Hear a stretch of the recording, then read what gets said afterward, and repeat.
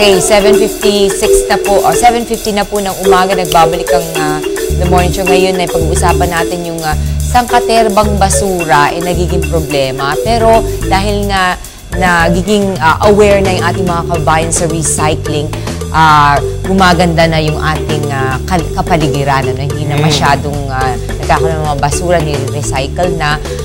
At isang sculptor ang gumagamit ng basurang metal para gumawa ng mga sculptures niya na iba-iba. Nandito sa harapan natin yan ang pag-uusapan natin. Yung kasama natin siya, si Mario Malyari Jr., ang isang sculptor, at ang kanyang mga obra mula sa mga metal na basura. Magandang umaga. Magandang umaga po. Morning, Mario. Napakaganda nito mga ginawa mo. Anong klaseng metal ang ginamit mo dito?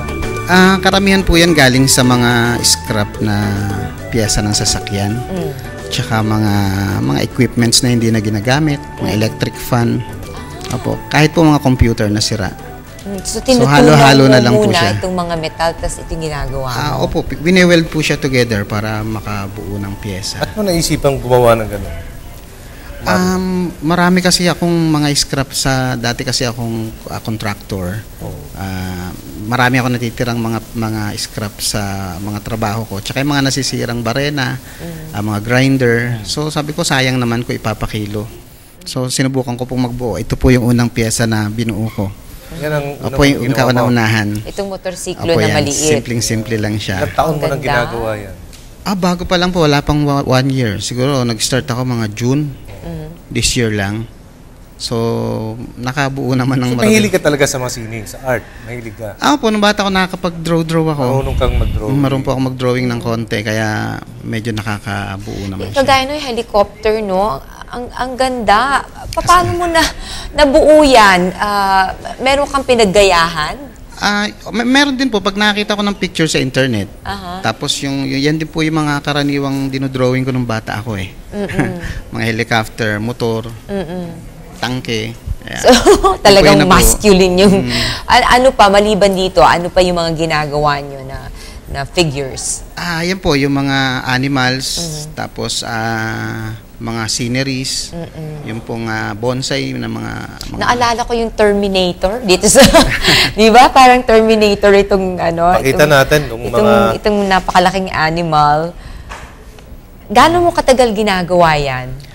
Depende din po kung mahirap yung pyesa. Merong isang araw lang yung maliliit. Minsan oras lang po. Pero yung malalaki, minsan maabot po ng 3 hanggang 1 week. Depende sa availability ng mga pyesa.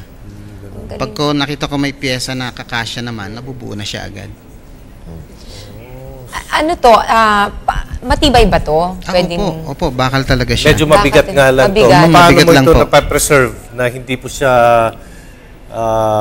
kakalawangin? Ayun po, tinitreat namin siya ng anti-rust bago siya ikabit. Tapos, kinukot ko po siya ng varnish. Simple lang po. Gaano karami na itong nagawa niyo na sculpture? Ngayon po siguro mga nasa 70 pieces na. 70 na? Tapos saan ito naka-display? Doon lang po sa shop ko, pero ngayon po meron akong exhibit. May exhibit ka ba? Saan yung exhibit mo? Sa ano po yan, sa Indios Bravos Gallery, sa may Mabini Street sa San Juan. Sa San Juan. Opo. Malapit lang po sa PUP, San Juan Campus. Oo. Doon po siya till December 15. December 15. Ang pangalan na shop mo? Wala po, shop lang po yung sa akin eh. Yung gallery po, Indios Bravos Gallery.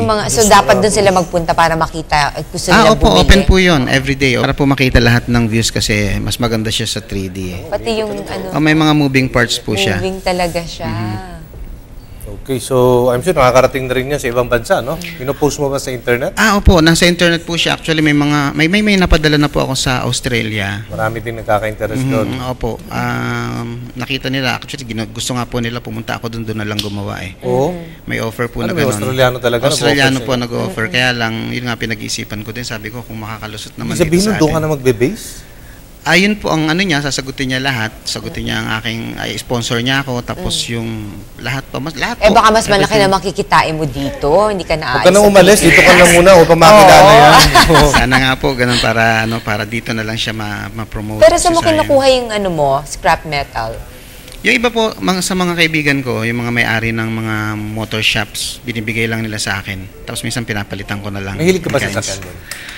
Yung kapatid ko po nasa ano siya, meron siyang talyer. Pero bago mo gawin to, ito drawing mo muna, di ba?